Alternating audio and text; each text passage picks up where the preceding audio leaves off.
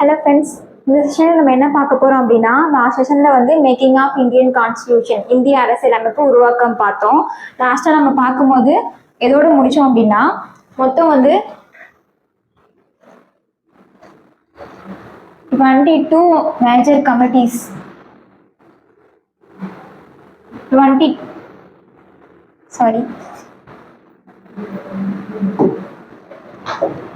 22 major committees மொத்தம் வந்து committees வந்து 22 இருக்கு. அதுல 8 மேஜர் கமிட்டிஸ், ரிமைனிங் 14 வந்து மைனர் கமிட்டிஸ் அப்படின்னு பார்த்தோம். ஓகேவா? இதுல சில இம்பார்ட்டன்ட் கமிட்டிஸ் வந்து என்னென்ன இருக்கு அப்படின்றத பார்ப்போம். அண்ட் அதோட சேர் பர்சன்ஸா யார் இருந்தாங்கன்றத பார்ப்போம். கமிட்டிஸ் ஆக்சுவலா எதுக்காக ஃபார்ம் பண்ணாங்க அப்படின்னா, இப்போ கான்ஸ்டியூஷன் மேக் பண்றதுக்கு ஒரு பெரிய ஒர்க். அது வந்து இப்போ மாகாணத்துக்கான என்னென்ன இது தேவைப்படுது, யூனியன் கவர்மெண்ட்டுக்கு என்னென்ன மாதிரி விதிகள் வந்து நம்ம வைக்கலாம் அப்படின்னு சொல்லிட்டு ஒவ்வொரு அடிப்படை உரிமைகள் என்னென்ன வைக்கலாம், சிறுபான்மையினருக்கான உரிமைகள் நம்ம என்னென்ன வைக்கலாம் அப்படின்னு சொல்லி ஒவ்வொரு இதுக்கும் ஒரு குழு போட்டாங்க. சிறுபான்மை குழு, அடிப்படை உரிமைகள் குழு, கொடிக்கான குழு, இந்த மாதிரி ஒவ்வொரு கமிட்டி போட்டு அந்த கமிட்டி கொடுக்குற ரிப்போர்ட்ஸ் தான் டிராஃப்டிங் கமிட்டி. நேற்று பார்த்தோமா வரைவு குழு 1947 ஆகஸ்ட் 29 வந்து கிரியேட் பண்ணியிருப்பாங்க. அம்பேத்கர் ஹெட்டா இருப்பாங்க. அந்த டிராஃப்டிங் கமிட்டி கிட்ட இவங்க கிரியேட் கலெக்ட் பண்ண இன்ஃபர்மேஷன்ஸ் எல்லாத்தையும் கொடுத்துருவாங்க. அப்படி கொடுத்த பிறகு வந்து அந்த டிராஃப்டிங் கமிட்டி இதை வந்து டிராஃப்ட் பண்ணி நம்ம கான்ஸ்டியூஷன் வந்து மேக் பண்ணியிருப்பாங்க. ஓகேவா? இதுதான் கமிட்டியோட ஒர்க்கு. இப்போ ஒவ்வொரு கமிட்டி யார் யார் இருந்தாங்கன்னு பார்ப்போம். ஸ்டீரிங் கமிட்டி அப்படின்னா தலைமை குழு. இதோட சேர்பர்சனா யார் இருந்திருப்பாங்க அப்படின்னா டாக்டர் ராஜேந்திர பிரசாத். ஓகேவா? அடுத்து union constitution committee and union constitution committee, அதாவது மத்திய அரசியலமைப்பு வந்து என்னென்ன இருக்கணும், மத்திய அளவில் என்னென்ன அரசியலமைப்பு சட்டங்கள் வந்து இருக்கணும்னு சொல்லி அதுக்கு ஹெட்டா யார் இருந்தாங்க அப்படின்னா ஜவஹர்லால் நேரு. ஓகேவா? ப்ரொவின்ஷியல் கான்ஸ்டியூஷன் கமிட்டி, அதாவது மாகாண அரசியலமைப்பு கமிட்டி யார் யார் இருந்தாங்க அப்படின்னா, யார் தலைவராக இருந்தாங்க அப்படின்னா சர்தார் வல்லபாய் பட்டேல். அடுத்து யூனியன் பவர்ஸ் கமிட்டி, மத்திய அரசாங்கத்துக்கு என்னென்ன மாதிரியான பவர்ஸ், என்னென்ன மாதிரியான அதிகாரங்கள் வந்து கொடுக்கணும் அப்படின்னு சொல்லிட்டு ஒரு கமிட்டி போட்டாங்க. அதுக்கு ஜவஹர்லால் நேரு தான் தலைவர். ஓகேவா? மத்திய அரசியலமைப்புக்கும் சரி, மத்திய அரசோட பவர் அதிகாரங்களுக்கும் சரி, ரெண்டுக்குமே ஜவஹர்லால் நேரு அவர்கள் தலைமையா இருந்திருப்பாரு. அடுத்து டிராஃப்டிங் கமிட்டி பார்த்தோம், டாக்டர் அம்பேத்கர். ஃபிளாக் கமிட்டினா கொடிகளுக்கான குழு. தேசிய கொடி வந்து எந்த மாதிரி இருக்கணும், அதுக்கான ரூல்ஸ் அண்ட் ரெகுலேஷன், அதை வந்து நம்ம ஏற்றும் போது என்னென்ன ரூல்ஸ்லாம் வந்து ஃபாலோ பண்ணலாம், அந்த மாதிரி சில இன்ஃபர்மேஷன் கலெக்ட் பண்ணது. அந்த இதுக்கு வந்து ஹெட்டா இருந்தது யார் அப்படின்னா டாக்டர் ராஜேந்திர பிரசாத் அவர்கள் தான். ஓகேவா? அதே மாதிரி அட்ஹாக் ஃபிளாக் கமிட்டி அப்படின்னா தற்காலிக ஒரு டெம்பரரியா ஒரு கமிட்டி ஃபர்ஸ்ட் போட்டாங்க. அதுக்கு தலைவராக இருந்தது ஏஎன் சின்ஹா. ஃபிளாக் கமிட்டிக்கு தலைவர் டாக்டர் ராஜேந்திர பிரசாத். டெம்பரரியா போட்ட ஃபிளாக் கமிட்டிக்கு யார் தலைவர் அப்படின்னா ஏஎன் சின்ஹா. ஓகேவா? ஃபினான்ஸ் அண்ட் ஸ்டாஃப் கமிட்டினா இப்போ அரசியல் நிர்ணய சபையில 389 மெம்பர்ஸ் இருக்காங்கன்னு பார்த்தோம். இந்த ஸ்டாஃப் அவங்களோட கமிட்டி இது எல்லாத்தையும் கரெக்டாக வந்து ஸ்டாஃப்லாம் ஒழுங்காக வந்து ஒர்க் பண்ணுறாங்களா, அவங்களோட ஒர்க்ஸ்லாம் வந்து கரெக்டாக போயிட்டு இருக்கா, அவங்களுக்கு என்ன மாதிரி நிதி உதவி தேவைப்படுது, இதெல்லாம் கவனிச்சுக்கிறதுக்கு ஒரு கமிட்டி. அதுதான் ஏஎன் சின்ஹா வந்து சேர்பர்சனாக இருந்திருப்பாரு. அடுத்து ஃபண்டமெண்டல் ரைட்ஸ் சப் கமிட்டிக்கு வந்து ஜேபி கிருபாலினி தான் சேர்பர்சன். ஃபண்டமெண்டல் ரைட்ஸ் கமிட்டிக்கு யார் சேர்பர்சன் அப்படின்னா சர்தார் வல்லபாய் பட்டேல் சேர்பர்சனாக இருப்பாங்க. ஓகேவா? ஃபண்டமெண்டல் ரைட்ஸ்க்கு யார் வந்து சேர்பர்சனாக இருப்பாங்க அப்படின்னா Sardar Vallabhbhai Patel. Fundamental rights sub கமிட்டிக்கு யார் சேர்பர்சன் அப்படின்னா ஜேபி கிருபாலினி.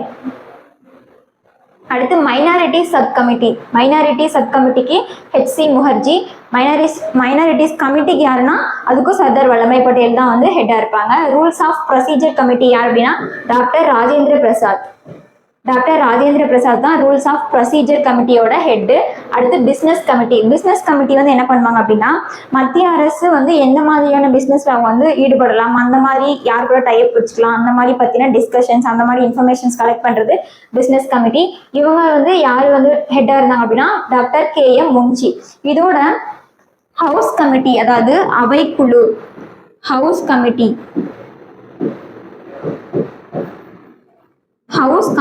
அவைக்குழு தமிழ்ல சொல்லுவாங்க, அலுவலக குழுன்னு சொல்லுவாங்க. இதுக்கு ஹெட் யார் அப்படின்னா பட்டாபி சீதாராமையா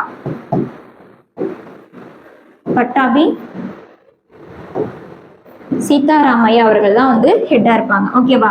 இந்த கமிட்டிஸ்லாம் கொஞ்சம் இம்பார்ட்டன்ட் கமிட்டிஸ். இன்னும் நிறைய கமிட்டிஸ் இருக்கு. உங்களுக்கு இதுக்கு மேலேயும் தேவைப்பட்டுச்சு அப்படின்னா கூகுள் பண்ணி பார்த்துக்கோங்க. ஓகேவா?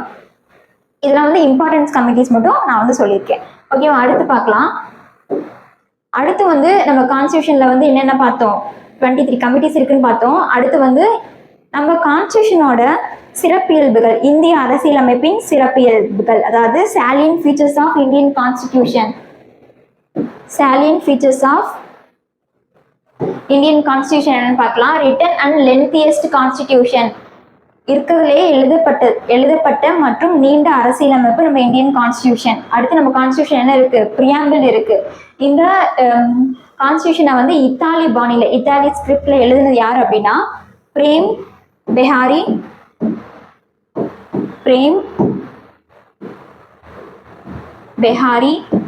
நரேன் ரைஜடா.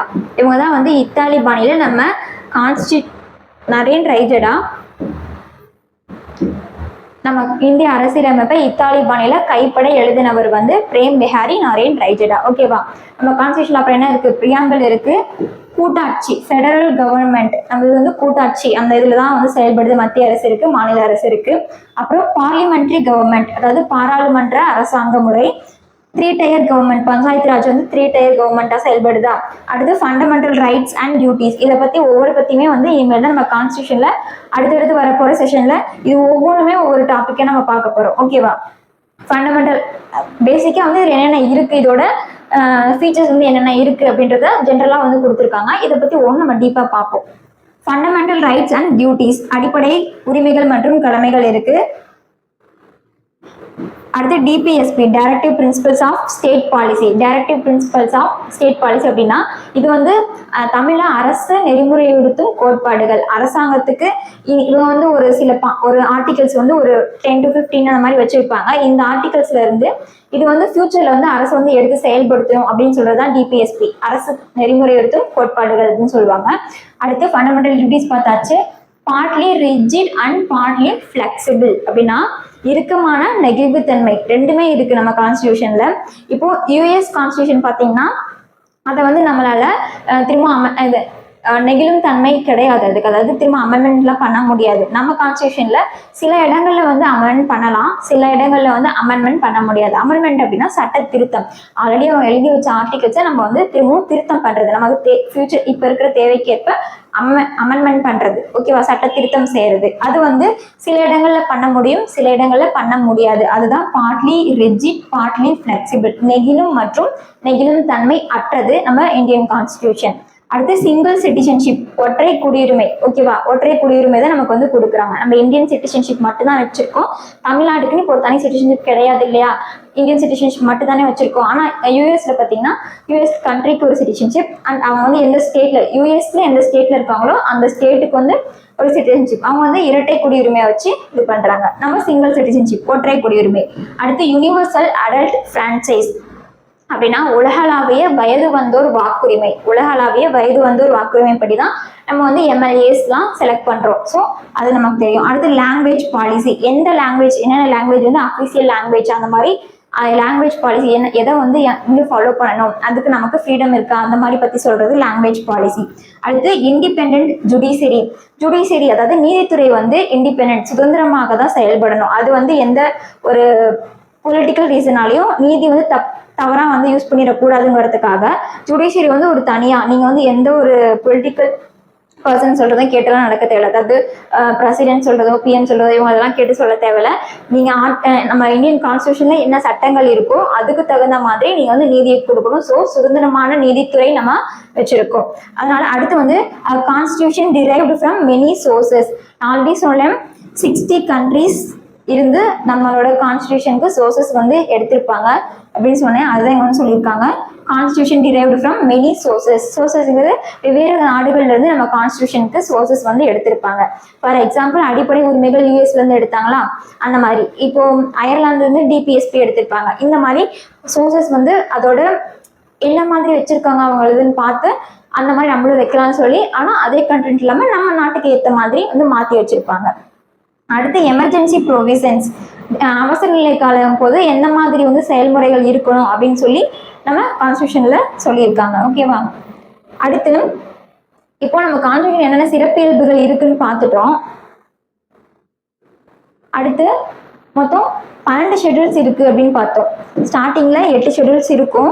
அதுக்கப்புறம் இப்போ வந்து 12 ஷெட்யூல்ஸ் இருக்கு அப்படின்னு பார்த்தோமா.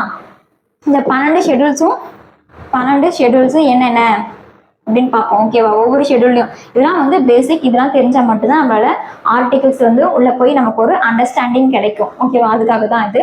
ஃபர்ஸ்ட் ஷெட்யூல்ல என்ன இருக்கு அப்படின்னா list of states and union territories, மாநிலங்கள் மற்றும் யூனியன் பிரதேசங்கள் பத்தி பட்டியல் வந்து இருக்கு ஃபர்ஸ்ட் ஷெட்யூல்ல. அடுத்து செகண்ட் ஷெட்யூல்ல சேலரி ஆஃப் பிரசிடென்ட், கவர்னர், இவங்களோட salary, high court judge, supreme court ஜட்ஜோட சேலரி, அப்புறம் CAG controller of auditor general,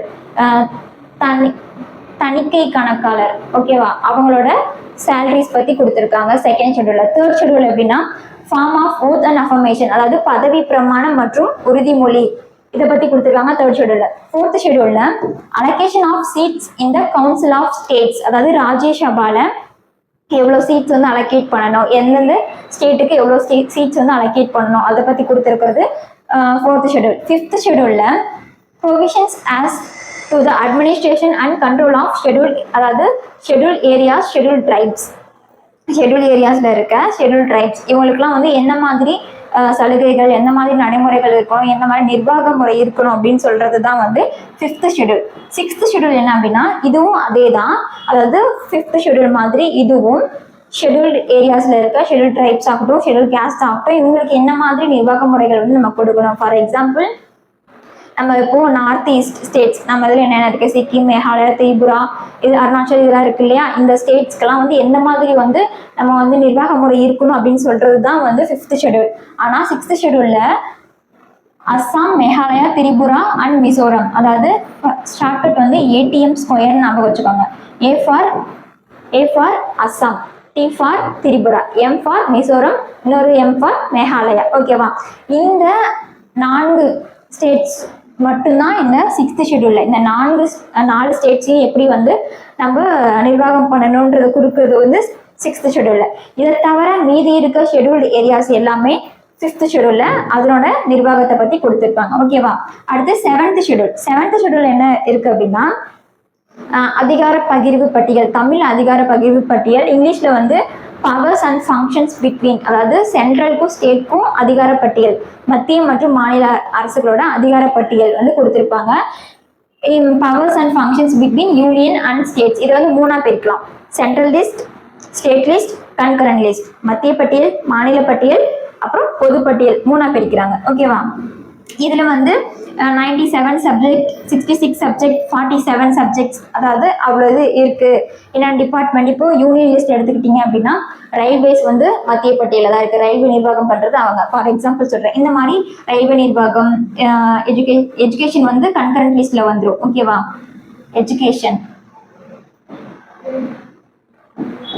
education concurrent லிஸ்ட்ல வந்துடும். ஸ்டேட் லிஸ்ட்ல வந்து பாத்தீங்கன்னா ஜெயில், இதெல்லாம் ஸ்டேட் லிஸ்ட்ல வந்துடும். இதுல வந்து ரயில்வேஸ் வந்துடும். ஓகேவா, இந்த மாதிரி ஒரு எக்ஸாம்பிளுக்காக சொல்லியிருக்கேன். இந்த மாதிரி எத்தனை இருக்கு அப்படின்னா 66, 97, 66, 47 இருக்கு அப்படின்னு சொல்லியிருக்காங்க.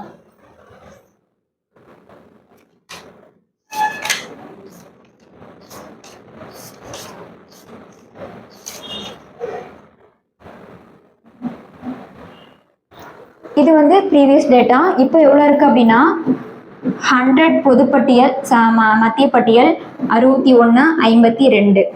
இது கரண்ட் டேட்டா. ஓகேவா, யூனியன் லிஸ்ட்ல 100 சப்ஜெக்ட்ஸ், ஸ்டேட் லிஸ்ட்ல 61, கன்கரண்ட்ல 52 சப்ஜெக்ட்ஸ் இப்போ கரண்டா இருக்கு. ஓகேவா, அடுத்து 8th ஷெட்யூல். 8th ஷெட்யூல்ல வந்து 22 லாங்குவேஜஸ். 8th ஷெட்யூல் வந்து அஃபிஷியல் லாங்குவேஜ், அலுவலக மொழி என்னென்னு கொடுத்துருக்காங்க. ஓகேவா, 22 ஃபர்ஸ்ட் ஸ்டார்டிங்ல வந்து 14 தான் இருந்துச்சு, 14 அஃபிஷியல் லாங்குவேஜ் இருந்துச்சு. ஆனால் இப்போ 22 அஃபிஷியல் லாங்குவேஜ் இருக்கு. அடுத்து 9th ஷெட்யூல். 9th ஷெட்யூல் வந்து எப்போ ஆட் பண்ணாங்க அப்படின்னா 1951 ஃபர்ஸ்ட் அமெண்ட்மெண்ட். 1951 ஃபர்ஸ்ட் அமெண்ட்மெண்ட்ல தான் ஆட் பண்ணாங்க. இதில் என்னென்ன இருக்கு அப்படின்னா லேண்ட் டென்யூர், அதாவது நில சீர்திருத்த சட்டம், லேண்ட் டாக்ஸு, இண்டஸ்ட்ரீஸ், இதெல்லாம் வந்து என்ன மாதிரி ஆக்ட்ஸ் வந்து இதில் இருக்கணும் அப்படின்றத பற்றி தான் 9th ஷெட்யூல். நில சீர்திருத்தம், ஜமீன்தாரி முறை ஒழிப்பு, அப்புறம் ஜுடிஷியல் ரிவ்யூ பண்ண ஆக்ட்ஸ்லாம் எங்கே இருக்கணும், அந்த மாதிரி ஆக்ட்ஸ்லாம் வந்து இதில் இருக்குது. இன்னொன்று வந்து 9th ஷெடியூலில் நம்ம ஏதாச்சும் ஒரு ஆக்ட் வச்சோம்னா அதை வந்து திரும்பவும் வந்து அமெண்ட்மெண்ட் பண்ண முடியாது. ஓகேவா? நம்ம தமிழ்நாடு ரிசர்வேஷன் 69% இருக்கும் இல்லையா, அதையும் வந்து 9th ஷெடியூலில் தான் வச்சுருக்கோம். பாதுகாப்பாக அங்கே தான் இருக்குது. ஓகேவா? அடுத்து 10th ஷெடியூல். 10th ஷெடியூல் வந்து எப்போ ஆட் பண்ணாங்க அப்படின்னா 1985ல் 52nd அமெண்ட்மெண்ட்டில் ஆட் பண்ணாங்க. இது என்ன அப்படின்னா கட்சி தாவல் தடை சட்டம். இப்போ நம்ம செலக்ட் பண்ணி பார்லிமெண்ட்டுக்கோ இல்லை சட்டமன்றத்துக்கோ ஸ்டேட் லெஜிஸ்லேட்டிவ்க்கோ போயிருக்க எம்எல்ஏஸ் ஆகட்டும் எம்பிஸ் ஆகட்டும், அவங்க வந்து திரும்பவும் நம்ம வந்து ஒரு கட்சிக்கு ஓட் போட்டு அவங்கள வந்து செலக்ட் பண்ணியிருப்போம். அவங்க அங்கே போயிட்டு மெஜாரிட்டி காமிக்கிறதுக்காக பணமோ ஏதோ ஒன்று வாங்கிட்டு அவங்க வந்து இல்லீகலாக வேற கட்சிக்கு போனாங்க அப்படின்னா அவங்கள வந்து டிஸ்குவாலிஃபை, தகுதி இழப்பு பண்ணிடுவாங்க. ஓகேவா? அந்த மாதிரி கட்சி தாவல் பண்ணக்கூடாது அப்படிங்கிறதுக்காக கட்சி தாவல் தடை சட்டம் அப்படின்னு ஒன்று கொண்டு வந்தாங்க. அதுதான் இந்த 10th ஷெடியூலில் வச்சிருக்காங்க. ஓகேவா? Disqualification on ground defection. ஓகேவா? டிஸ்குவாலிஃபிகேஷன் எதெல்லாம் பண்ணீங்கன்னா டிஸ்குவாலிஃபிகேஷன் அப்படின்னு சொல்லி இதில் சொல்லியிருப்பாங்க. அடுத்து 11th ஷெடியூல். 11th ஷெடியூல் எப்போ ஆட் பண்ணியிருப்பாங்க அப்படின்னா 73rd அமெண்ட்மெண்ட் 1992ல் ஆட் பண்ணியிருப்பாங்க. இதில் வந்து பஞ்சாயத்தோட ரெஸ்பான்சிபிலிட்டி என்ன, பஞ்சாயத்து வந்து எப்படி நிர்வாகம் பண்ணணும்னு கொடுத்துருப்பாங்க 11th ஷெடியூல். அடுத்து 12th ஷெடியூல், அது வந்து 73rd அமெண்ட்மெண்ட் 1992 பஞ்சாயத்து ராஜ். அதே 74th அமெண்ட்மெண்ட் 1992 ஒரே வருஷத்துல இது ஃபர்ஸ்ட் பண்ணியிருப்பாங்க, அடுத்து செகண்ட் இயர் தான் இது பண்ணியிருப்பாங்க.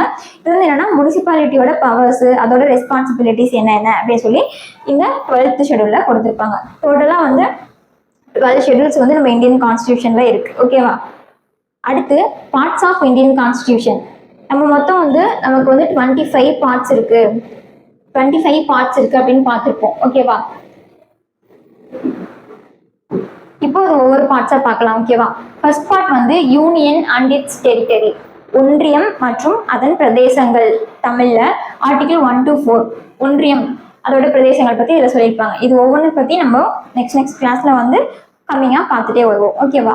அடுத்து ஃபர்ஸ்ட் பார்ட். செகண்ட் பார்ட் வந்து சிட்டிசன்ஷிப், குடியுரிமை. நம்ம பார்த்தோம் ஒற்றை குடியுரிமை தான் இருக்கு அப்படின்னு சொல்லி பார்த்தோம் இல்லையா.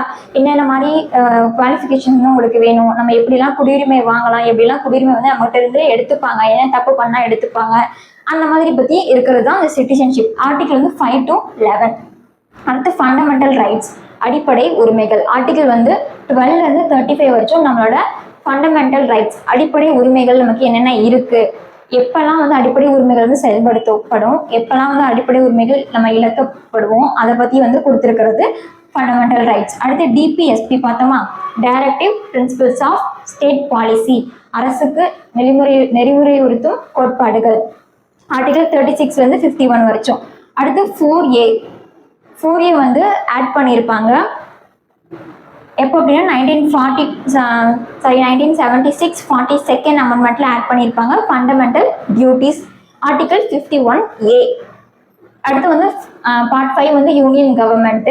ஆர்டிகல் வந்து எதுலேருந்து எது வரைக்கும் அப்படின்னா ஒவ்வொரு நாள் நீங்கள் வந்து பார்த்துக்கோங்க, தெரிஞ்சு வச்சுக்கிறது ரொம்ப நல்லது. ஏன்னா கொஸ்டின்ஸ் ஒன்று கேட்குறாங்க அப்படின்னா அதுக்கு வந்து நம்ம ஆப்ஷன் எலிமினேஷன். இப்போ வந்து ஃபண்டமெண்டல் டியூட்டிஸ், அடிப்படை கடமைகள்லாம் 51A தான் இருக்கும் ஆர்டிகல். அதை தவிர இப்போ வந்து 51 கொடுத்தாங்கன்னா அது வந்து டிபிஎஸ்பியில் போயிடும். நம்ம 51A தான் போடணும். எந்த கடமைகள் கொடுத்து கேட்டாலும் நம்ம டேரெக்டாக 51 கொடுத்துருப்பாங்க. 51A, B, C அது மாதிரி கொடுத்துட்டாங்க அப்படின்னா நம்ம ஈஸியாக 51A வந்து செலக்ட் பண்ணலாம். ஏன்னா அதில் இருக்கிறது ஒரே ஒரு ஆர்டிக்கல். இதுவே ஃபண்டமெண்டல் ரைட்ஸ்னா 12 to 35 நமக்கு தெரியும், படிச்சிட்டோம். அப்படி படிச்சிட்டோம் அப்படின்னா இப்போ சட்டத்தின் முன் அனைவரும் சமம் அப்படிங்கிறது ஆர்டிகல் 14. அது வந்து ஃபண்டமெண்டல் ரைட்ஸ்குள்ள தான் வருது. நமக்கு சட்டத்தின் முன் அனைவரும் சமம் என்பது எந்த ஆர்டிகிள்ல இருக்கு அப்படின்னு கேட்குறாங்க. ஆர்டிகிள் வந்து கொடுத்துறாங்க ஆப்ஷன்ல 14, 31, 12, 5 இந்த மாதிரி கொடுத்துட்றாங்க. நம்ம வந்து எலிமினேட் பண்ணலாம். இது வந்து குடியுரிமை சிட்டிசன்ஷிப்ல வரும், இது வந்து சிட்டிசன்ஷிப்ல வரும், இது வந்து ஃபண்டமெண்டல் ரைட்ஸ்ல ஃபர்ஸ்ட்லேயே வந்துடும். இது வந்து அரசு பற்றிய விளக்கம் இருக்கும், இது வராது, இதுவும் வராது, இதுதான் வரும் அப்படின்னு சொல்லி நம்ம ஈஸியாக எலிமினேட் பண்ணி ஒரு ஆப்ஷனை செலக்ட் பண்ணலாம். ஸோ அதுக்காக தான் ஆர்டிகல்ஸ் வந்து எந்த பார்ட்டுக்கு எதுலேருந்து எது வரைக்கும் ஆர்டிகல் இருக்கு அப்படின்றத பார்த்துக்கோங்க. ஓகேவா? 5 வந்து யூனியன் கவர்மெண்ட், பார்ட் 6 வந்து ஸ்டேட் கவர்மெண்ட், பார்ட் 7 ஒன்று இருந்துச்சு. அது என்ன இருக்கு அப்படின்னா ப்ரொவின்ஷியல் ஸ்டேட்ஸ், மாகாணங்கள் பற்றி வந்து கொடுத்துருப்பாங்க. அந்த மாகாணங்கள் வந்து எப்போ வந்து நீக்குனாங்க அப்படின்னா 7th அமெண்ட்மெண்ட் 1956 வந்து இந்த பார்ட்டை வந்து பார்ட் 7 வந்து அமெண்ட் பண்ணி கேன்சல் பண்ணி நீக்கிட்டாங்க. ஓகேவா. அடுத்து பார்ட் 8 வந்து யூனியன் டெரிட்டரிஸ், யூனியன் பிரதேசங்கள். அடுத்து பார்ட் 9, பார்ட் 9A வந்து panchayat, part 9B municipality, sorry part 9 வந்து ஓகே இதுதான் வந்து ரெண்டா பிரிச்சிருப்பாங்க. ஒரு நிமிஷம்.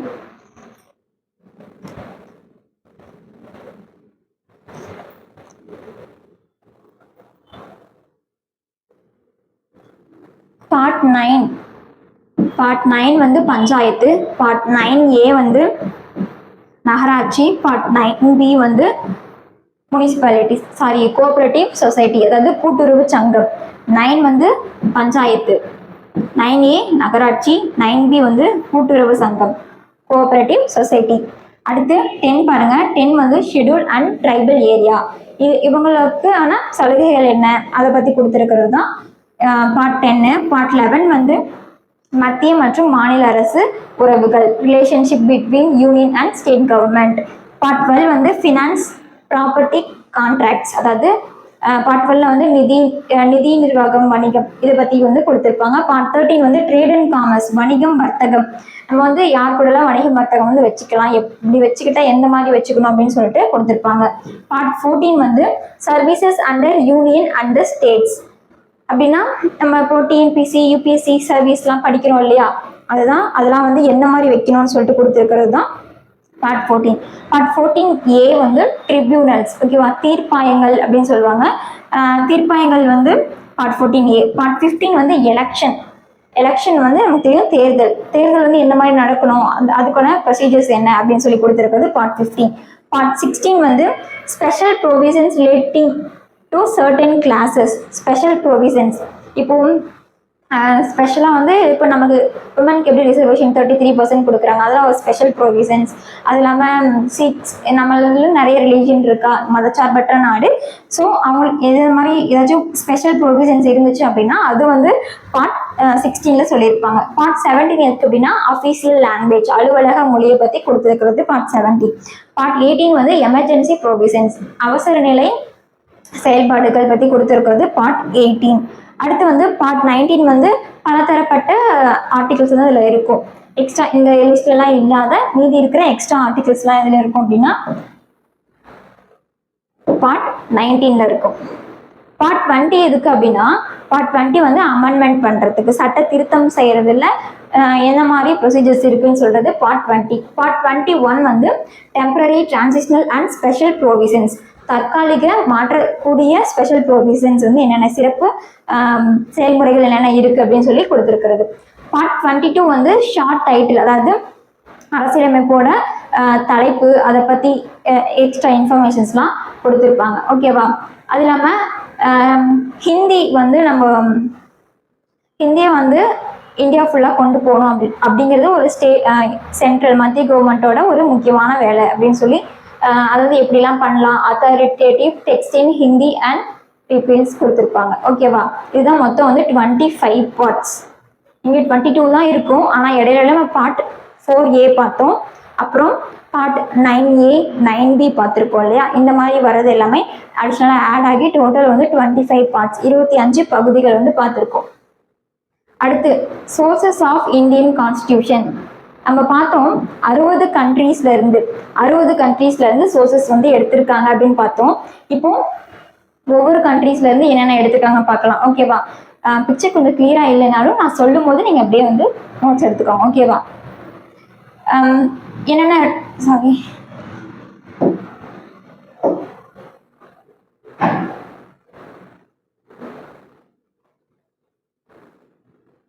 எந்தெந்த கண்ட்ரீஸ் வந்து எடுத்திருக்காங்க அப்படின்னா ஃபர்ஸ்ட் வந்து US, United States of America. இதுல இருந்து என்னென்ன எடுத்திருக்காங்க அப்படின்னா பிரியாம்பிள், முகப்புரை எடுத்திருக்காங்க. ஃபண்டமெண்டல் ரைட்ஸ், அடிப்படை உரிமைகள் இதுல இருந்து எடுத்திருக்காங்க. அப்புறம் function of president and vice பிரசிடென்ட்டோட எலெக்ஷன் வந்து எப்படி இருக்கணும், அவங்கள வந்து எப்படி செலக்ட் பண்ணணும் அப்படின்றத பத்தி இதில் எடுத்திருக்காங்க. அப்புறம் குடியரசுத் தலைவரை வந்து எப்படி இம்பீச்மெண்ட், அதாவது பதவி நீக்கம் எப்படி செய்யறது அப்படின்னு சொல்லி இதில் எடுத்திருக்காங்க. ஜுடிஷியல் ரிவ்யூ, நீதித்துறை மறு ஆய்வு, அது வந்து நம்ம யூஎஸ்ல இருந்து தான் எடுத்திருக்கோம். அப்புறம் removal of supreme court and high court judge, supreme court உச்ச நீதிமன்றம் மற்றும் உயர் நீதிமன்ற நீதிபதிகளை வந்து எந்த எந்த முறையில வந்து பதவி நீக்கம் செய்யலாம் அப்படின்றத பத்தின டீடைல்ஸ் எல்லாமே நம்ம யூஎஸ்ல இருந்து எடுத்திருக்கோம். அடுத்து யூகே, அதாவது யுனைடெட் கிங்டம், இங்கிலாந்து, பிரிட்டன், எப்படி வேணா சொல்லலாம். ஓகேவா? இதுல என்ன எடுத்திருக்காங்க அப்படின்னா பார்லிமெண்டரி ஃபார்ம் ஆஃப் கவர்மெண்ட், நாடாளுமன்ற முறை அரசாங்கம், அந்த கான்செப்ட் வந்து இங்க தான் எடுத்திருக்காங்க. அப்புறம் ஒற்றை குடியுரிமை பிரிட்டன்ல இருந்து எடுத்திருக்காங்க. ரூல் ஆஃப் லா, ஆர்டிகிள் 14 என்ன சொல்லுது அப்படின்னா சட்டத்தின் முன் அனைவரும் சமம்.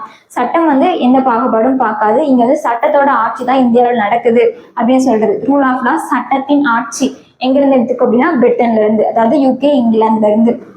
பை கேமரலிசம் அப்படின்னா இரு சபை வச்சு நடத்துறது, அதாவது ராஜ்யசபா, லோக்சபா, நமக்கு 2 சபை இருக்கா, அந்த மாதிரி பை கேமரலிசம் வச்சு. பை கேமரலிசம் எங்க இருந்து எடுத்துக்காங்க அப்படின்னா யூகேல. அங்க வந்து பை கேமரலிசம் ஃபாலோ பண்றாங்க, நம்மளும் ஃபாலோ பண்றோம். அடுத்து கனடா வந்து அரைகுறை கூட்டாட்சி உள்ள அரசாங்கம், குவாசி ஃபெடரல் ஆஃப் கவர்மெண்ட், அது வந்து கனடால இருந்து எடுத்திருக்கோம். அப்புறம் distribution of power between the state and central government, அதிகாரங்கள் வந்து எப்படி ஸ்டேட் கவர்மெண்ட்டுக்கு சென்ட்ரல் கவர்மெண்ட்டுக்கு என்னென்ன அதிகாரங்கள் இருக்கு, எப்படி வந்து பிரிக்கிறதுன்னு சொல்லி அதை வந்து கனடால இருந்து எடுத்திருக்காங்க. அப்புறம் சென்ட்ரல் கவர்மெண்ட்டுக்கு என்னென்ன எக்ஸ்ட்ரா பவர்ஸ் இருக்கு. இப்போ வந்து ஸ்டேட் கவர்மெண்ட் நம்ம வந்து ரன் பண்ணாலுமே நம்மளை வந்து கண்காணிக்கிறதுக்காக சென்ட்ரல் அப்பாயிண்ட் பண்ண கவர்னர், அதாவது குடியரசுத் தலைவர் அப்பாயிண்ட் பண்ண ஆளுநர் வந்து நம்ம தமிழ்நாட்டில் இருக்காங்க இல்லையா, அந்த மாதிரி சில ஸ்டேட் கவர்மெண்ட்டோட பவர்ஸ், சென்ட்ரல் கவர்மெண்ட்டோட பவர்ஸ் வந்து என்னென்ன இருக்கு, என்னென்ன வைக்கலாம் அப்படின்னு சொல்லிட்டு கனடால இருந்து எடுத்திருக்காங்க. அடுத்து பாருங்க, இங்க முடிச்சிருங்க. கவர்மெண்ட் ஆஃப் இந்தியா ஆக்ட் 1935, 1935 இந்திய அரசு சட்டம். இதுல இருந்து என்னென்ன எடுத்துக்காங்க அப்படின்னா ஃபெடரல் ஸ்கீம் அப்படின்னா கூட்டாட்சி விதிகள், கூட்டாட்சி இப்போ வந்து மத்திய அரசு, மாநில அரசு, நம்ம 2 அரசு வச்சு நமக்கு அவங்க 2 பேரும் சேர்ந்து கூட்டாட்சி தான் பண்றாங்க. இவங்க ஸ்கீம்ஸ் கொடுத்தாங்கன்னா, இப்போ சென்ட்ரல் கவர்மெண்ட் ஒரு ஸ்கீம் போடுறாங்க அப்படின்னா அதுல கொஞ்சம் பர்சன்ட், இப்போ ஒரு 25% அவங்க ஷேர் போட்டாங்க அப்படின்னா 75% வந்து ஸ்டேட் கவர்மெண்ட்ல இருந்து ஷேர் பண்ணி ஒரு ஸ்கீமை வந்து கொண்டு வராங்க. அந்த மாதிரி கூட்டாட்சி விதிகள் வந்து சொல்றது கவர்மெண்ட் ஆஃப் இந்தியா ஆக்ட் 1935ல. அப்புறம் ப்ரொவின்சியல் அட்டானமி, மாகாணத்துக்கு, இப்போ மாகாணம் வந்து இல்லை இல்லையா, இப்போ மாநிலத்தோட தன்னாட்சி வந்து நம்ம எடுத்திருக்கிறது கவர்மெண்ட் ஆஃப் இந்தியா ஆக்ட்ல. அப்புறம் ஆஃபீஸ் ஆஃப் கவர்னரோட அலுவலகம், அது வந்து எங்க எடுத்திருக்கோம். ஜுடிஷியரி, நீதித்துறை, அட்மினிஸ்ட்ரேட்டிவ் டீடைல்ஸ் இங்க இருந்து எடுத்திருக்கோம். அப்புறம் பப்ளிக் சர்வீஸ் கமிஷன், பொது தேர்வாணையம், இது எல்லாமே 1935 ஆக்ட்ல இருந்து நம்ம எடுத்திருக்கோம். அடுத்து சவுத் ஆப்பிரிக்கா, தென்னாப்பிரிக்கால இருந்து என்னென்ன எடுத்திருக்கோம் அப்படின்னா எலெக்ஷன் ஆஃப் ராஜ்யசபா மெம்பர்ஸ், அதாவது மாநிலங்களவை உறுப்பினர்களுடைய தேர்வு வந்து எப்படி இருக்கணும். இப்போ நம்ம எப்படி தேர்வு பண்றோம், லோக்சபால இருக்கிற எம்பிஸ் வந்து செலக்ட் பண்ணி அனுப்புறாங்க இல்லையா ராஜ்யசபாக்கு, அதுதான் வந்து ராஜ்யசபா மெம்பர்ஸோட செலெக்ஷன் வந்து எப்படி இருக்கணும் அப்படின்றத நம்ம எங்க இருந்து எடுத்திருக்கோம் அப்படின்னா சவுத் ஆப்பிரிக்கால இருந்து எடுத்திருக்கோம். அதே மாதிரி அமெண்ட்மெண்ட், சட்ட திருத்தம் பண்றதுக்கு என்ன மாதிரி ப்ரொசீஜர் இருக்கு அப்படிங்கிறத நம்ம எங்க இருந்து எடுத்துக்கோம் அப்படின்னா சவுத் ஆப்பிரிக்கால இருந்து எடுத்திருக்கோம்.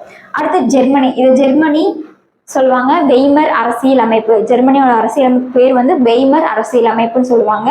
அங்கிருந்து என்ன எடுத்திருக்கோம் அப்படின்னா எமர்ஜென்சி ப்ரொவிஷன்ஸ், அவசர காலத்துல என்ன மாதிரி செயல்முறைகள் வந்து செய்யணும் அப்படின்றத நம்ம ஜெர்மனில இருந்து எடுத்திருக்கோம். அது இல்லாம suspension of fundamental rights during emergency, இப்போ நமக்கு வந்து ஒரு தேசிய அவசர நிலை, நேஷனல் எமர்ஜென்சி இருக்கும்போது நம்மளோட அடிப்படை உரிமைகள் வந்து சிலது வந்து நிறுத்தி வைக்கப்படும். ஓகேவா?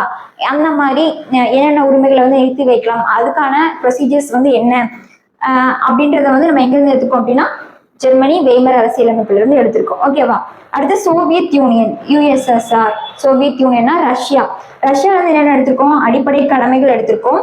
அது இல்லாம பிரியாம்பிள்ல வந்து ஸ்டார்டிங்ல சமூக, பொருளாதார, அரசியலமைப்பு, நீதி, சோஷியோ எக்கனாமிக், பாலிட்டிக்கல் ஜஸ்டிஸ் அப்படின்னு சொல்லி பிரியாம்பிள்ல வந்து மென்ஷன் பண்ணியிருப்பாங்க. ஜஸ்டிஸ் எந்தெந்த இடத்துல ஜஸ்டிஸ் கிடைக்கும்னு சொல்லி மென்ஷன் பண்ணியிருப்பாங்க. பிரியாம்பிள்ல அப்படி மென்ஷன் பண்ணது வந்து நம்ம எங்கிருந்து எடுத்திருக்கோம் அப்படின்னா ரஷ்ய புரட்சி 1917ல நடக்கும், அப்போ வந்து சொல்லியிருப்பாங்க. நம்ம அங்கிருந்து தான் வந்து எடுத்திருக்கோம். ஓகேவா? அடுத்து பாருங்க,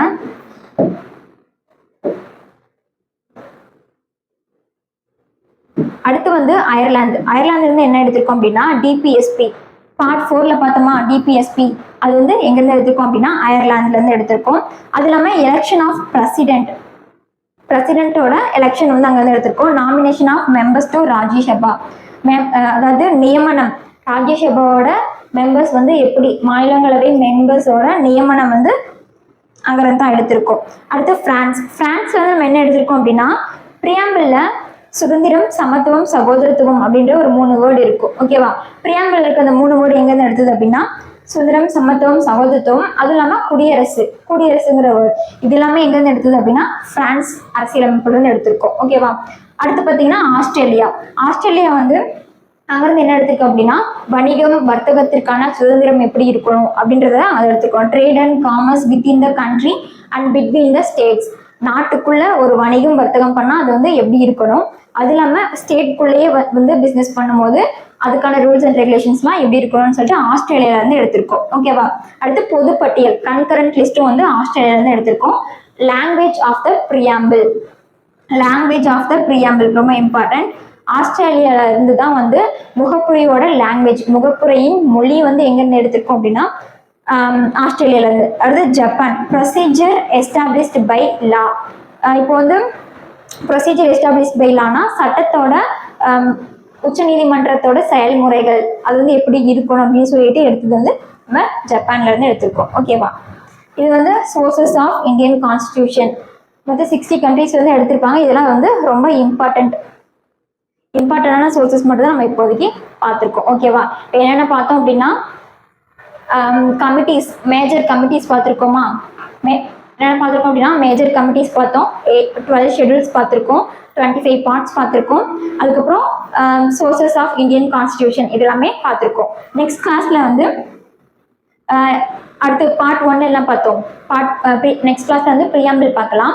பிரியாம்பிள் பார்த்துட்டு பகுதி 1னா என்ன சொன்னோம், யூனியன் அண்ட் டெரிட்டரிஸ் அப்படின்னு பார்த்தோமா, ஒன்றியம் மற்றும் யூனியன் பிரதேசங்கள் பார்த்தோமா, அது வந்து எப்படி உருவானுச்சு, ஸ்டேட்ஸ் எப்படி உருவானுச்சு, அந்த மாதிரி டீட்டெயில்ஸ்லாம் முகப்புரையிலேருந்து ஃபர்ஸ்ட் முகப்புரை பார்த்துட்டு பகுதி 1 பார்த்துட்டு நாளைக்கு கிளாஸ் பார்ப்போம். அடுத்த டைம்ல தான் பகுதி 2, அந்த மாதிரி லைனாக ஒவ்வொரு பகுதியாக வந்து நம்ம பார்க்க போகிறோம். ஓகேவா? இந்த பார்ட்ஸ் அதோட ஆர்டிகல்ஸ் எதுலேருந்து எது வரைக்கும் இருக்குன்னு சொல்லி நீங்கள் ஞாபகப்படுத்திக்கோங்க. ஓகேவா? தேங்க்யூ.